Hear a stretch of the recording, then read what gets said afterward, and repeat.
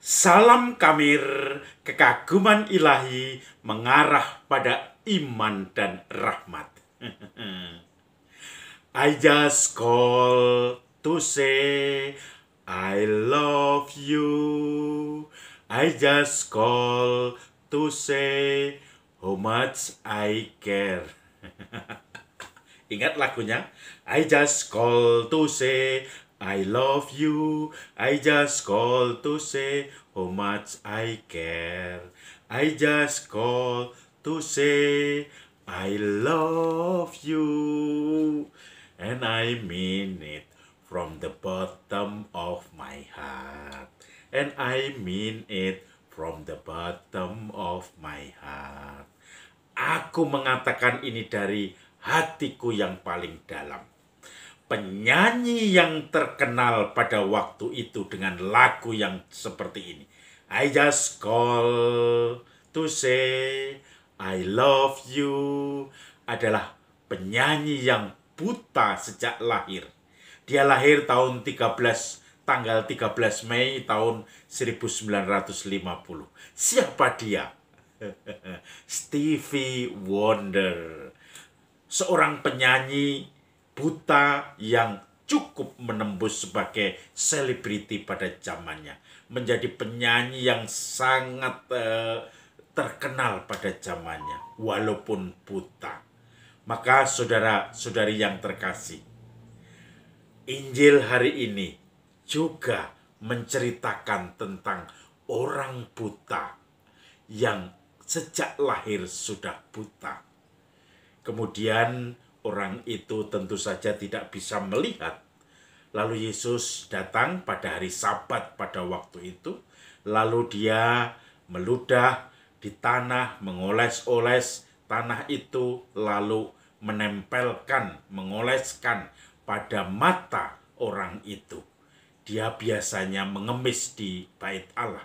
Kemudian ketika dioleskan, Yesus menyuruh orang itu, pergilah, basuhlah mukamu di kolam Siloam. Lalu orang yang buta sejak lahir itu membasuh mukanya di kolam Siloam. Dan mukjizat pun terjadi.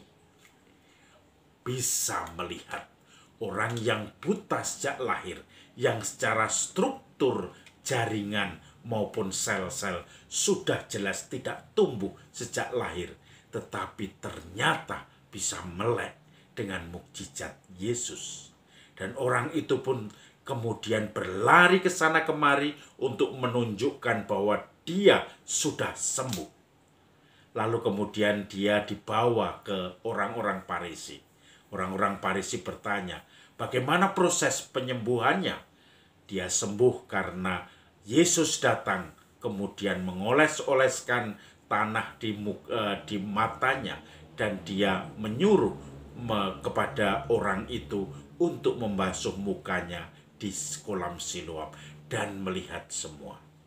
Lalu orang Farisi mengatakan, pasti dia bukan dari Tuhan, tidak dari aliran baik, karena dia tidak menyucikan hukum Sabat. Karena waktu melaksanakan itu adalah hari Sabat. Memang item-item pada saat hari Sabat untuk tidak mengerjakan pekerjaan tertentu itu ada daftarnya. Misalnya tidak boleh panen, tidak boleh menggarap sawah, tidak boleh memelihara ternak, artinya mungkin mencari makanan untuk ternak dan seterusnya. Dan tidak boleh praktek kerja bagi para dokter dan tabib. Maka Yesus yang bekerja nyeleneh dengan mengoles-oleskan tanah seperti dukun, dan kemudian dioleskan di mata orang buta itu dan bisa melihat setelah membasuh di kolam Siloam, itu juga dianggap melaksanakan tugas sebagai tabib atau dokter, sehingga dia dikutuk, dia dianggap melanggar hukum Sabat. Lalu orang lain lagi menanggapi, sehingga terjadi perdebatan. Tidak mungkin dia orang yang tidak dibenarkan Allah kalau dia bisa membuat mukjizat seperti itu. Tidak mungkin dia orang berdosa. Lalu terjadilah perdebatan di antara mereka sendiri. Tetapi kemudian mereka bertanya kepada orang buta itu, "Menurut kamu siapakah dia?" Orang buta itu menjawab, "Dia seorang nabi, saya sudah disembuhkan mata saya." Kemudian orang itu melanjutkan, "Kalau dia orang berdosa, tidak mungkin dia menyembuhkan mata saya yang buta sejak lahir ini." Lalu orang Farisi itu jengkel dikorbai oleh orang buta yang sejak lahir itu. Dia langsung mengatakan, "Kamu mengajari saya, kamu sendiri orang berdosa." Karena bagi orang Farisi, orang yang buta sejak lahir itu sudah berdosa. Maka orang atau orang tuanya juga berdosa, sehingga dia membuli orang yang buta yang sudah bisa melek disembuhkan Yesus itu. Dia mengatakan, "Kamu sendiri lahir berdosa, kamu mau ngajari kami ini." Lalu diamlah orang itu dan dia kemudian berjumpa dengan Yesus. "Percayakah kamu kepada Mesias?" Orang itu mengatakan, "Siapakah dia, Tuhan, supaya saya percaya?" "Orang yang bicara dengan kamu ini, dialah itu." Lalu dia mengatakan, "Ya, saya percaya." Saudara-saudari yang terkasih,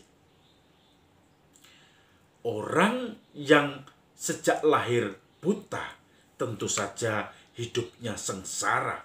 Dia tidak bisa melihat segala sesuatu keindahan ciptaan Tuhan. Seperti Stevie Wonder, dia sudah sejak lahir tidak melihat indahnya ciptaan dunia ini. Tetapi walaupun dia buta secara fisik, dia bisa melihat, dia bisa menggali apa yang menjadi pandangan batinnya. Dia tidak buta secara batin.